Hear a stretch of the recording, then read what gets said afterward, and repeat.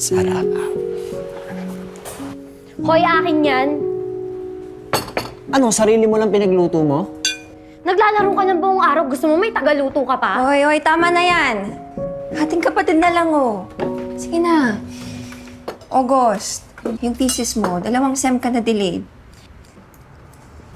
Alam mo ate, honestly, at this point, sayang lang yung tuition dyan.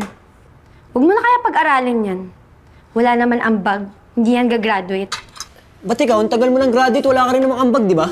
Ano yung sweldo mo? Pang sarili mo lang, pambili mo ng mga branded clothes na hindi mo naman afford.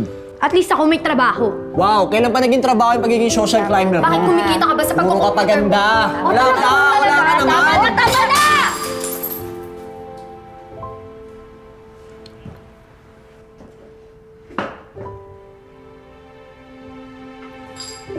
Ate, Alam niyo, napaka-selfish niyo.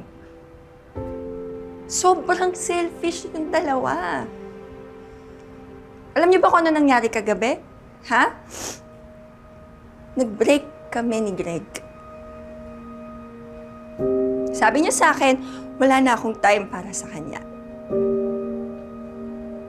Wala na rin akong time para sa sarili ko. Wala na akong time para sa relasyon namin. Alam niyo, sobrang unfair eh.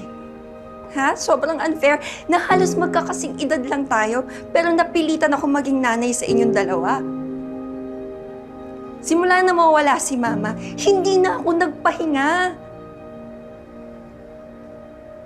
Habang kayong dalawa, nagagawa niyo yung gusto niyo. Na walang deadline, na walang pressure, habang ako hindi ko mapakasalan yung boyfriend ko.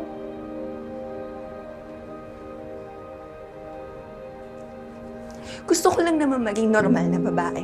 Ayoko muna maging ate, ayoko muna maging nanay, ayoko muna maging negosyante.